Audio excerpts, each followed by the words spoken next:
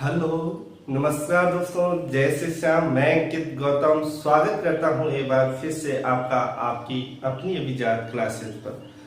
दोस्तों, आज काफी दिनों बाद आपसे रूबरू होने का अवसर मुझे मिला।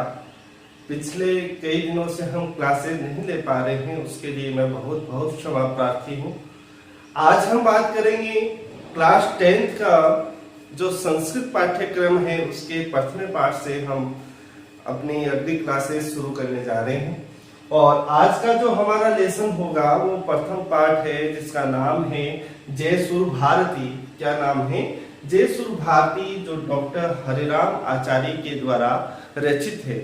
दोस्तों, ये जो क्लास है इस क्लास में हम देखेंगे कि इस लेसन में जो माँ सुर भारती है या हम कहें जो देवी सरस्वती है उसकी वंदना की गई है।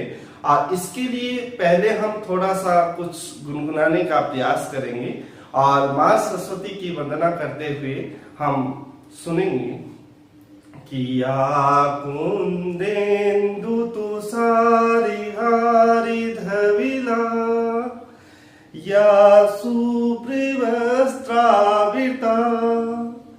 या वीणा वरदंडे मंडितकरा या श्वेति पद्मासना या ब्रह्मे अच्युति शंकरे भवतिभि देवे सदा वंदिता सा मां पातु सरस्वती भगवती निशेषजाङ्गापहा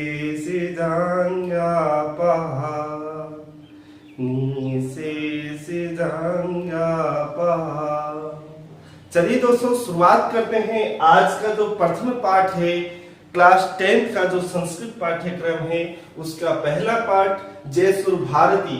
और ये जो जय सुर भारती जो लेसन है ये लेसन डॉक्टर हरिराम आचार्य के द्वारा रचा गया है।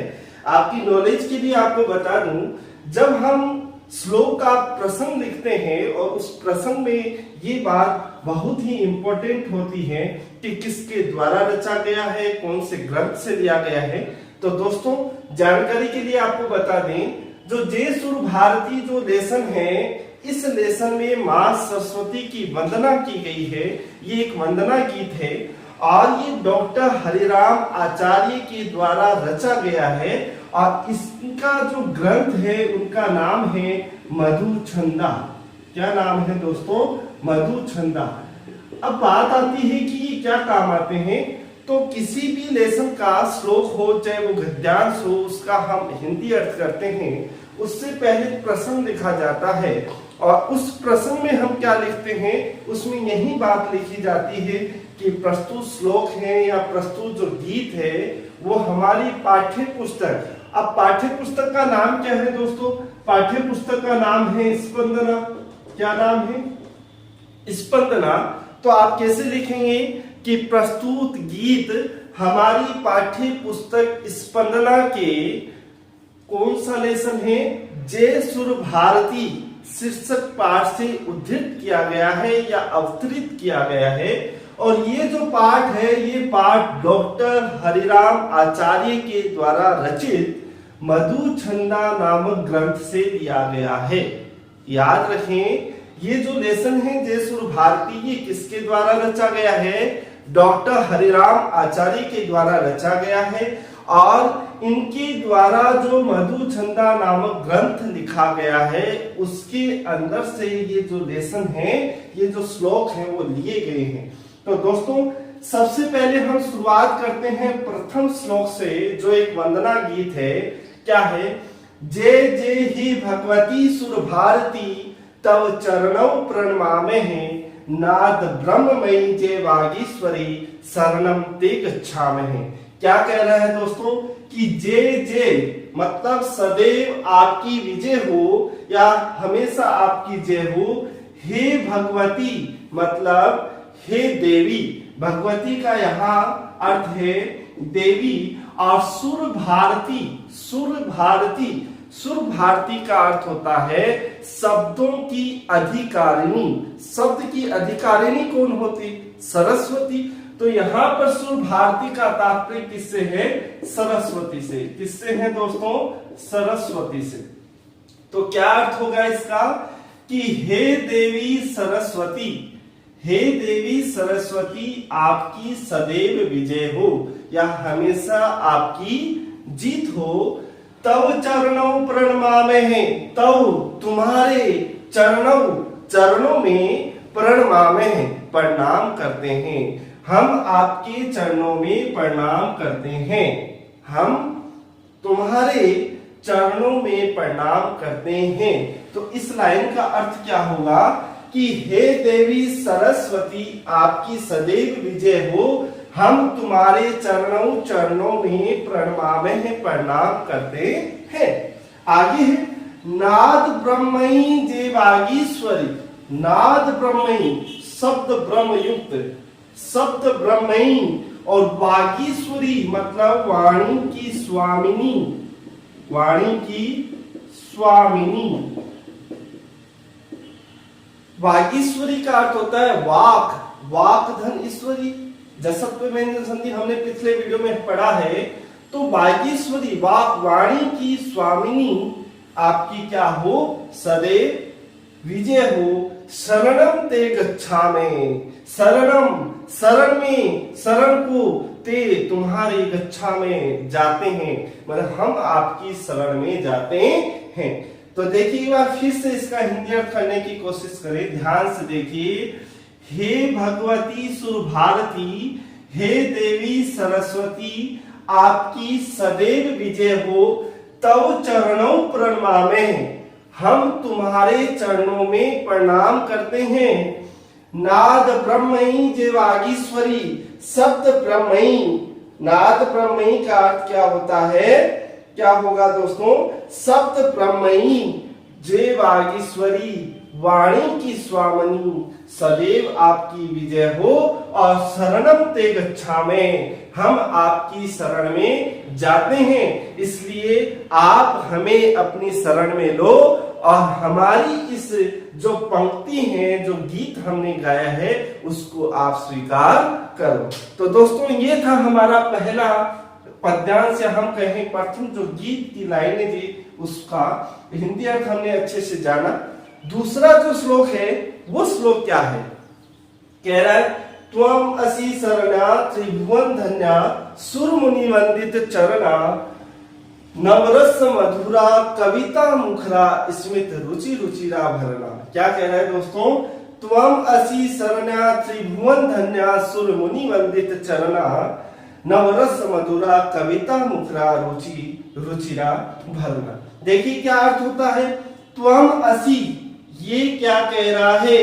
ये कह रहा है दोस्तों कि हे सरस्वती या हे भगवती, त्वम असि शरण्या त्रिभुवन धन्या। त्वम असि शरण्या, तुम सभी को शरण देने वाली हो। तुम शरण्या शरण देने वाली या आश्रय प्रदान करने वाली असि हो। तो इसका अर्थ हुआ हे सरस्वती या हे भगवती, तुम सभी को आश्रय प्रदान करने वाली हो। त्रिभुवन धन्या, तीन भुवन भवनों में धन्य श्रेष्ठ हो। तीनों लोकों में क्या हो? श्रेष्ठ हो। आप तीनों लोकों में श्रेष्ठ हो। सुर मुनि वंदित चरणा, सुर कहते हैं देवता को, देवता और मुनियों के द्वारा हमेशा वंदित चरणों वाली हो। या हम कहें कि देवताओं और मुनियों के द्वारा हमेशा जिसकी वंदना की जाती है। नवरस मधुरा, श्रृंगार आदि जो नवरस हैं उनसे मधुर, और कविता मुखरा, कविता के द्वारा व्यक्त होने वाली स्मित रुचि रुचिरा भरना। स्मित का अर्थ होता है मंद हंसी युक्त। स्मित का क्या अर्थ होता है दोस्तों? इसका अर्थ होता है मधुर मुस्कान वाली। क्या होता है? मधुर मुस्कान वाली। और रुचिरा भरना, सुंदर सुंदर आभूषणों से युक्त हो। इसमें क्या बताया गया है दोस्तों, इस श्लोक में माँ जो सरस्वती है या हम कहें जो भगवती है उसका जो मनोरम या हम कहें सुर भारती के गुणों का क्या किया गया है, बहुत ही सुंदर वर्णन किया गया है। इस श्लोक में माँ सरस्वती के गुणों का बहुत ही सुंदर वर्णन करते हुए कवि जो हरिराम आचार्य है उन्होंने क्या कहा है कि त्वं असि शरण्या त्रिभुवन धन्या सुर मुनि वंदित चरणा नवरस मधुरा कविता मुखरा स्मित रुचि रुचिरा भरना। कहने का तात्पर्य क्या हुआ कि त्वं असि शरण्या त्रिभुवन धन्या, कि तुम सभी को शरण देने वाली हो। क्या कह रहा है कि हे सरस्वती तुम सभी को शरण देने वाली हो या तुम सभी को आश्रय प्रदान करने वाली हो। त्रिभुवन धन्या, तीनों लोकों में श्रेष्ठ हो। सुर मुनि वंदित चरना, देवताओं और मुनियों के द्वारा वंदित चरणों वाली हो या जिसकी वंदना की जाती है। नवरस मधुरा, श्रृंगार आदि नव रसों से मधुर। कविता मुखरा, कविता के द्वारा व्यक्त होने वाली। स्मित रुचि और मधुर मुस्कान वाली और रुचिरा भरना और सुंदर सुंदर आभूषणों वाली हो। ये किसके गुणों का वर्णन किया है? माँ सरस्वती के गुणों का वर्णन किया है। तो दोस्तों आज हमने जो प्रथम पाठ है जय सुर भारती उसके 2 श्लोकों का हमने अध्ययन किया है, समझ भी आया होगा। अब देखिए याद रखें, जब एग्जाम में हम इसका हिंदी अर्थ पूछा जाता है तो सबसे पहले हम कुछ बातों की ओर ध्यान देते हैं। सबसे पहले हम उसमें लिखते हैं अन्वय, अन्वय के बाद लिखा जाता है संदर्भ और संदर्भ के बाद लिखा जाता है प्रसंग और प्रसंग के बाद लिखा जाता है इसका हिंदी भावार्थ और उसके बाद क्या होता है व्याकरणात्मक टिप्पणी या हम कहें कुछ विशेष जो बिंदु हैं उनकी ओर गौर करते हैं। तो दोस्तों आगे हम बात करेंगे इसी लेसन से आगे जो अन्य 2 श्लोक हैं उनके विषय में। तब तक के लिए उम्मीद करता हूं आपको वीडियो अच्छा लगा होगा। देखिए समझिए, फिर भी इससे संबंधित कोई शिकायत हो समस्या हो तो आप कमेंट बॉक्स में डालें, उनका समाधान हम अगली क्लास में करेंगे। जय श्री शंकर।